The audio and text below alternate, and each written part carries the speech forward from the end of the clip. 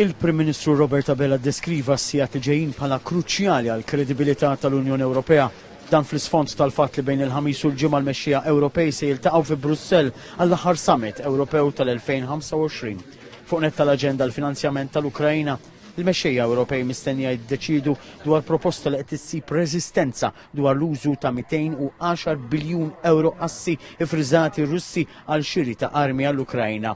Diversi pajjiżi fosthom il-Belġju, l-Italja u Malta esprimew tħassib dwar din il-proposta għax sostnew li din jista' jkollha implikazzjonijiet legali, finanzjarji u istituzzjonali. Aħna rridu nibqgħu ngħinu lill-Ukrajna, però fl-istess waqt irridu nagħmlu dak b'istrumenti li fil-waqt li jagħtu l-appoġġ finanzjarju ma jkunu strumenti finanzjarji li joħolqu jew il-qirda tal-kompetittività tas suq waħdini jew għar li jġibu fuqna stati membri responsabbiltajiet ta' dan l-ikbar. U hemmhekk fejn irridu nkunu attenti ħafna u dan il-messaġġ jekk issa fuq livell tekniku sada ma jirnexxilniex niftehmu, s'issa hemm diskussjoni fuq livell tekniku anke fil-Koreper li huma intensivi ħafna li tagħmel li naslu għal ftehim, hemmhekk ikollu wassal dan il-messaġġ ukoll jiġifieri li ma mmorrux f'direzzjonijiet li għada pitada jista' jiddispjaċina. Fil-kummenti li taf Malta, Dr. Abela qal huwa neċessarju li l-Unjoni Ewropea toħroġ maquda wara dan il-Kunsill kruċjali biex jingħata l-messaġġ li l-Unjoni Ewropea mhijiex dgħajfa.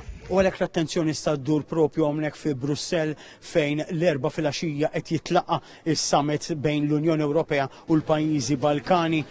Diversi l-punti ta' diskussjoni fosthom tkabbir ta' l-Unjoni Ewropea lejn il-Balkani u kooperazzjoni ma' dawn il-pajjiżi kif ukoll l-immigrazzjoni. Imma l-attenzjoni mbagħad tibqa' fuq dak li se jiġri bejn il-ħamis u l-ġimgħa propju ftit mumenti qabel beda dan is-summit. Il-Belġju qalet li miżuri li trattaw assi Russi huma pass lura u mhux il-qudiem. L-appoġġ tal-Belġju huwa kruċjali minħabba li l-assi Russi li huma friżati jinsabu maqbudin fi Brussell.